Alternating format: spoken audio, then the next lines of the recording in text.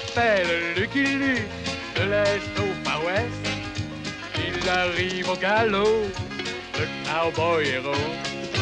Son tir est plus rapide que son ombre. Et son revolver va plus vite que l'éclair au sacré Lucky Luke. Bang bang Lucky Luke, bang bang Lucky Luke. C'est lui qui a le truc pour nous détonner. Bang bang Lucky Luke, bang bang Lucky Luke. C'est un homme qui n'a peur de personne, même pas des Dalton.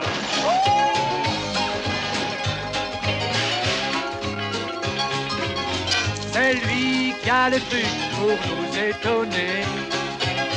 Bang bang Lucky Luke, bang bang Lucky Luke. Même les Dalton qui ne craignent personne ont peur de Lucky Luke. Bang bang Lucky Luke, bang bang Lucky Luke. Celui qui a le truc pour nous étonner. Bang bang Lucky Luke, bang bang Lucky Luke. Oh sacré Lucky Luke. Et hors la loi n'échapperont pas au tir de Lucky Luke.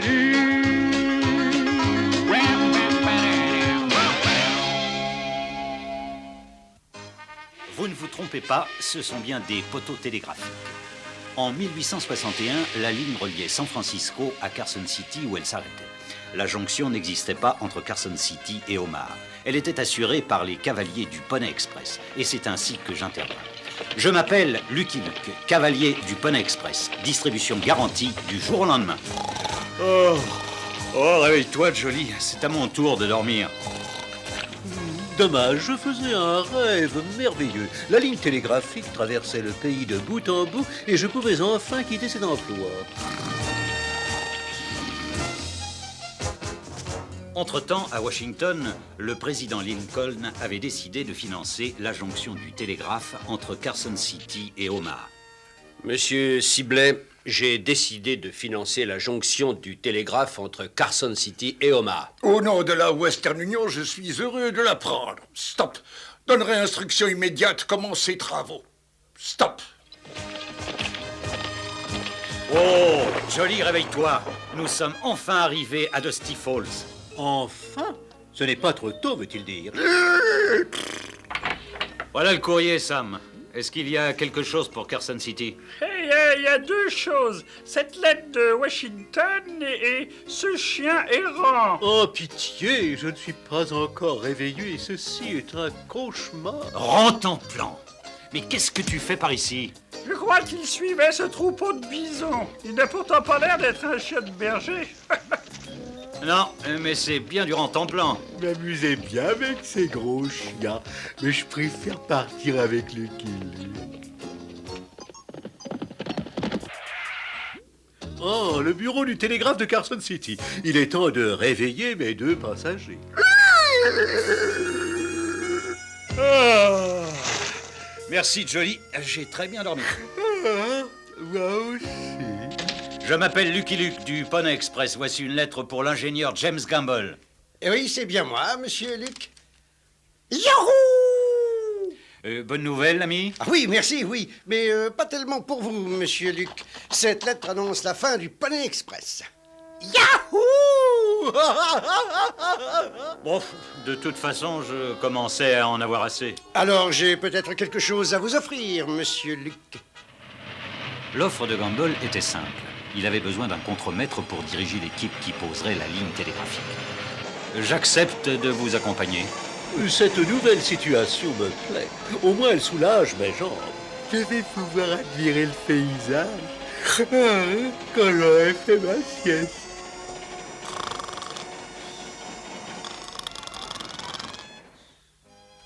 Nous sommes tous présents, monsieur le président. Stop. Vous pouvez commencer votre discours. Stop. Merci, monsieur Sibley. Messieurs, je vous rappelle qu'il y a près d'un siècle... Ça, c'est une phrase qui sonne bien. Il faut absolument que je la garde pour une plus grande occasion. Monsieur Gamble, vous et votre équipe, vous commencerez à partir de Carson City. Monsieur Creighton, vous et votre équipe, vous partirez d'Omaha. Et la jonction se fera à Salt Lake City. J'ai choisi le jour de notre fête nationale, le 4 juillet, pour commencer les travaux. Bonne chance à chacun de vous. Bonne chance, messieurs, et bon courage à tous. Avant que vous ne commenciez, stop. J'offre une prime de 100 000 $ à la première équipe arrivée à Salt Lake City. Stop. Eh bien, c'est d'accord. Topez là, et que le meilleur gagne. Ça? Oh, mais je sais le faire. Oh. Pourquoi refuse-t-il d'observer la papade? Allez, viens, il faut embaucher notre équipe. Pendant notre retour à Carson City, je pensais qu'une fripouille essaierait de s'emparer de la prime de 100 000 $. Je veux m'emparer de la prime de 100 000 $. Je veux dire, pour toi et moi. Ah oui, je préfère ça. Je ne suis pas venu jusqu'à Omaha pour rien, moi. Et quel est ton plan? Facile. Tu vas t'engager dans l'équipe de Gamble pour le faire perdre. En tant que contre-maître de l'équipe de Craigton, je serai chargé de distribuer l'argent de la prime. Alors tu le voleras et nous partagerons, d'accord? D'accord. Marché est conclu. Ignorant le double jeu de Bradwell à Omaha, Gamble et moi recrutions une équipe à Carson City. J'ignore pourquoi ils font la queue, mais ça doit en valoir la peine. L'équipe fut bientôt formée. Il y avait Samuel Chobrand, un costaud qui faisait le travail de 2 hommes, et Potts, notre cuistot, dont les crêpes étaient plus dures que les assiettes dans lesquelles il les servait. Oh, qu'est-ce qu'il a des assiettes? Il y avait Joe, le prospecteur. Il ne pensait qu'à faire des trous. Notre équipe n'aurait pas été complète sans un guide indien. Le nôtre s'appelait Épervier Malingre. Il paraît qu'il pouvait voler. Ouais, c'était l'équipe qui devait partir pour Salt Lake City le 4 juillet 1861. J'ignorais encore qu'un traître était parmi nous. Oh, ça alors, ils ne m'ont même pas laissé le temps de me recoiffer. Dormez bien, Luc. Demain, on commence à planter nos poteaux jusqu'à Salt Lake City. Ouais. Je suis un bon chien de garde et j'aurai l'œil à tout. Mais d'abord, un petit somme.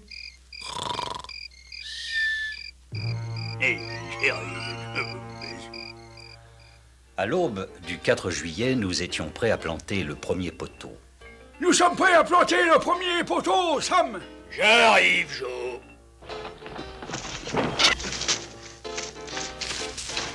L'aube d'une nouvelle vie, monsieur Luc. C'est à moi l'honneur de fixer le premier fil. Des ennuis, l'ami? Ça commence bien, Luc. Quelqu'un a graissé le haut du poteau. Un saboteur a graissé le haut de tous les poteaux avec du lard. Du lard? Mais qui a bien pu faire une chose pareille? Potts cuisine au lard. Et sa cuisine est immangeable. Tous les grands chefs cuisinent au lard. C'est par ça qu'ils ont fait des traîtres. Tête de lard. Attrapons-le. Ouais. Allons, du calme, soyez raisonnable. Luc a raison. Continuons notre travail. Mais comment fixer les fils sur des poteaux glissants? Laissez-moi m'en occuper. Bien joué, Luc. Mais comment va-t-on clouer les fils? Eh ben, je vais fixer les clous comme ça. C'est gagné, Luc. Ouais, à condition de ne pas manquer de balles avant d'en avoir fini avec ces poteaux. J'envoie un message à Carson City, Luc. Vous ne manquerez pas de munitions. Combien de boîtes voulez-vous, monsieur Gamble? Les amis, ça fonctionne. Au moins jusqu'à maintenant. Grâce à cette technique originale, la ligne télégraphique progressait à travers la plaine. Certains la trouvaient bizarre. Étrange clôture, hein, oiseau assis? Oui, en plus, fil si haut que vaches peuvent passer dessous. Très pratique pour faire sécher le linge. Notre travail continuait sans relâche. Parfois, la tâche semblait insurmontable. Surtout au pied des montagnes en territoire chochonne. 1 minute, Sam. Je vais creuser ce trou en vitesse. Allez, pas si vite là-haut. Cette montagne est dure comme le roc. Est-ce que vous ne prenez pas un peu trop de risques, Gamble? Ce poteau est un peu tremblant. Erreur, Luc. Ils n'auront pas le moindre ennui. Ce poteau est aussi solide que... Oh! Gamble n'était pas homme à se laisser décourager par une petite montagne. La ligne télégraphique est passée. Mais nous eûmes d'autres épreuves. Les sables mouvants. Les grands vents. Et même les castors.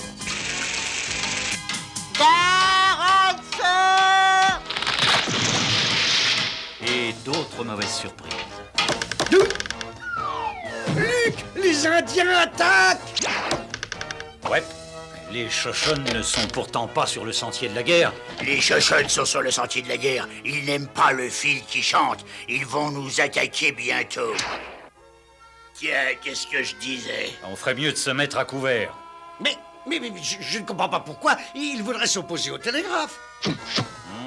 C'est pourtant ce qu'ils font, et je voudrais bien savoir pourquoi. Oh, bah, pourquoi n'y va-t-il pas tout seul? Cela ne m'intéresse pas le moins du monde. Ya, Jolly! Et voilà! Le chef n'a pas l'air satisfait, Jolly. Eh bien, il n'est pas le seul. Je n'ai pas tellement envie de rire, moi non plus.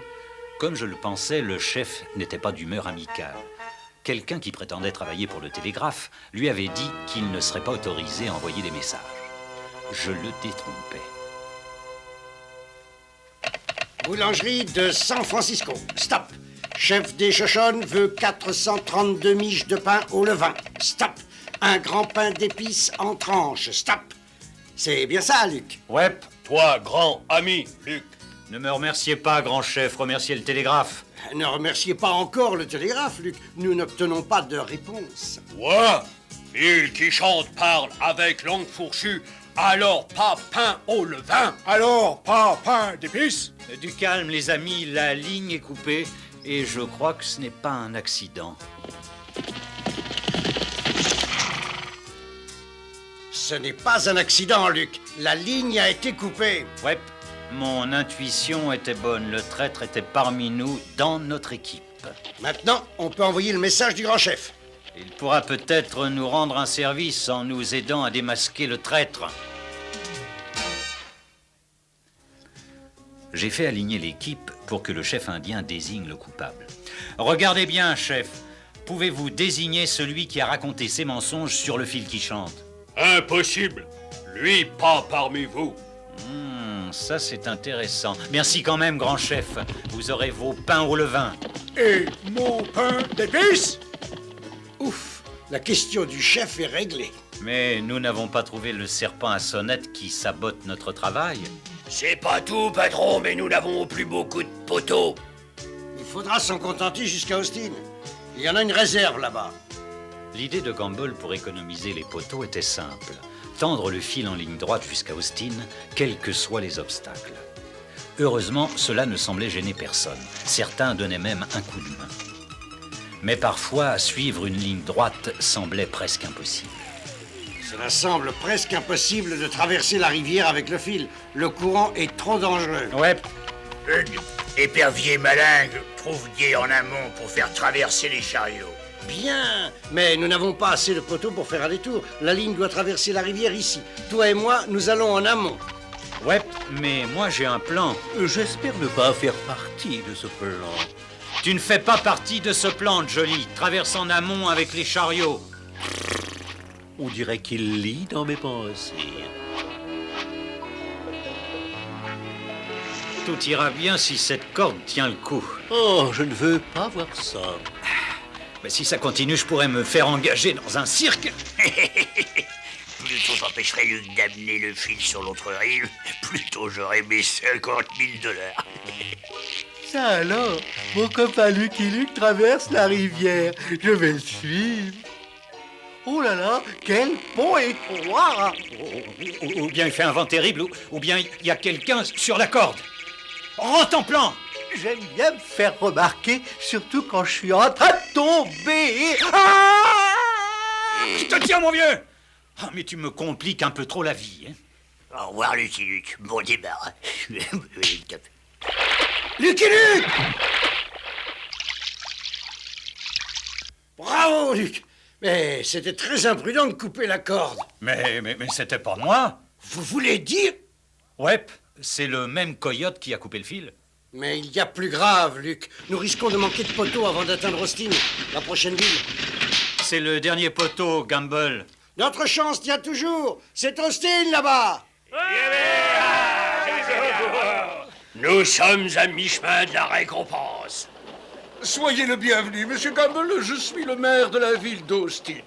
J'aimerais bien faire la causette, mais nous devons continuer la ligne. Vous avez nos poteaux, je présume.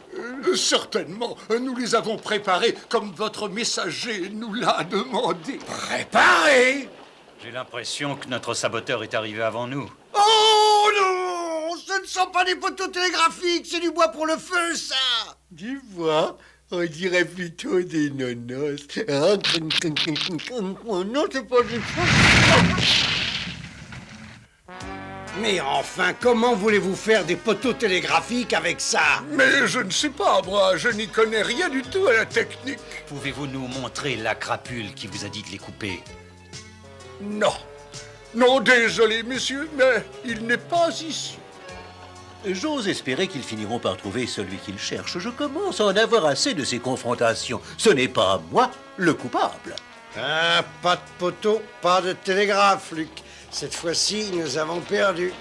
Peut-être pas. Vous voulez dire... Ouais.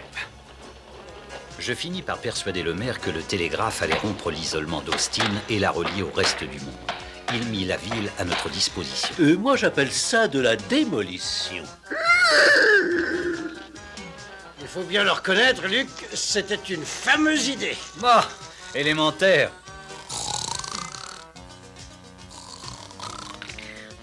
Stupéfiant. L'influence du télégraphe a déjà modifié l'aspect de la ville. Mes félicitations, Luc. Merci, monsieur le maire, mais nous n'aurions pas pu continuer sans l'aide de votre ville. C'est le moins que l'on puisse dire. Grâce à la générosité de la ville d'Austin, le fil qui chante continua vers Salt Lake City, en cédant même des obstacles naturels jusqu'à ce que nous puissions nous procurer un nouveau stock de poteaux. Mais la tension nerveuse de notre équipe augmentait. Non, non, non, c'est pas moi le traître. Si, c'est toi.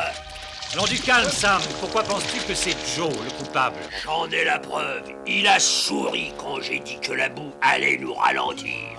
Mais je ne souviens pas, c'est la cuisine de potes qui me donne des aigreurs à l'estomac. Sam, tu dois des excuses à Joe. Bon, pardon, l'ami. Oh malheur, cet homme est en danger. Je vais lui sauver la vie. Oh, pauvre toutou, je vais te tirer de là. Hé, qui sauve qui? Laissez voir commencer, je réussirai. Comme je le disais, les esprits s'échauffaient.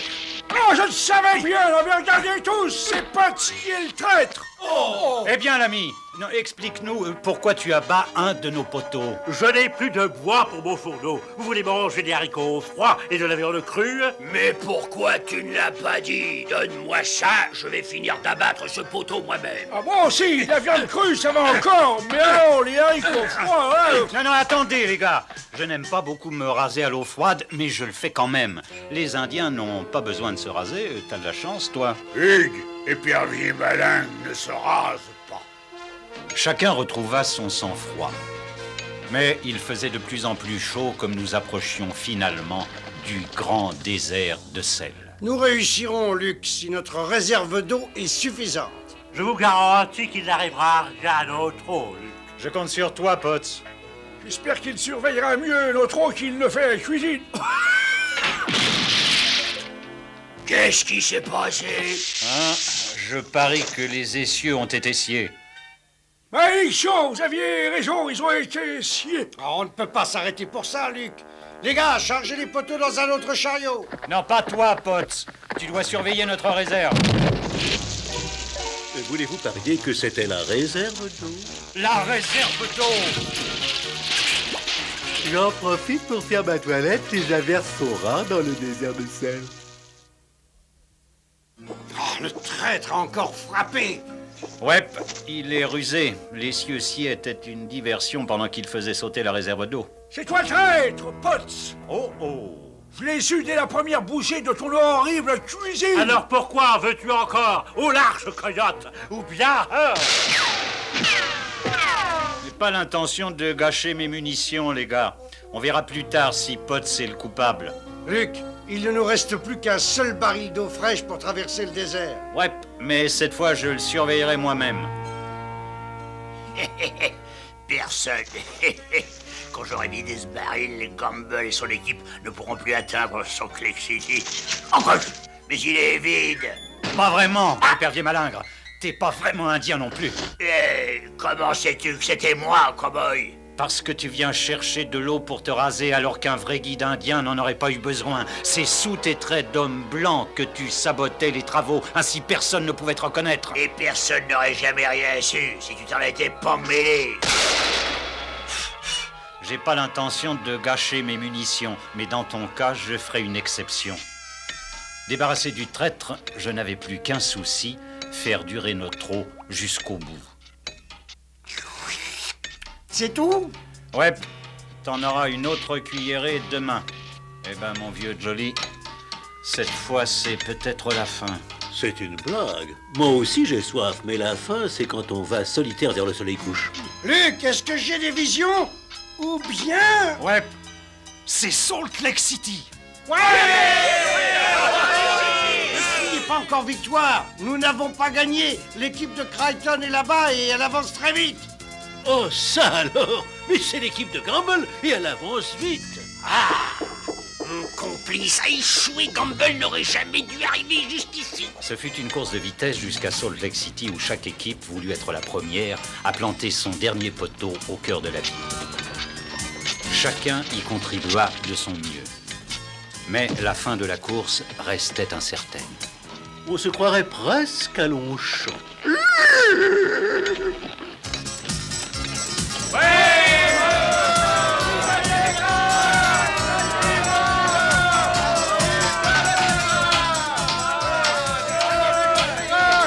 Vous avez gagné loyalement, Gamble. Serrons-nous la main. Monsieur Gamble, votre équipe a gagné notre reconnaissance, stop, ainsi que la prime de 100 000 $, stop. Il me faut cet argent, rien ne m'arrêtera. Quelle chance, c'est toi. Allons-y, camarades, volons l'argent de la prime et partageons-le. Non! Lucky Luke! Ouais, je savais que grâce à mon déguisement, je découvrirais le cerveau de l'affaire. Tu ne m'auras jamais, Luke. Ce sera pas la peine. Et maintenant, qu'est-ce que je dois faire de Luke? Pourquoi ne pas essayer le fil qui chante pour demander au chef de la prison d'emmener ses 2 coyotes et aussi son chien de garde? Nous n'aurions jamais pu gagner sans vous, Luc. Voici votre part. Luc, où êtes-vous? Lucky Luke, mais où est-il passé? I'm a poor lonesome cowboy. I'm a long, long way from home. And this poor lonesome cowboy has got a long, long way to roam. Over mountains, over prairies, from dawn till day is done. My horse and me keep riding into the setting sun. Dum-de-dum-dum. Lonesome cowboy.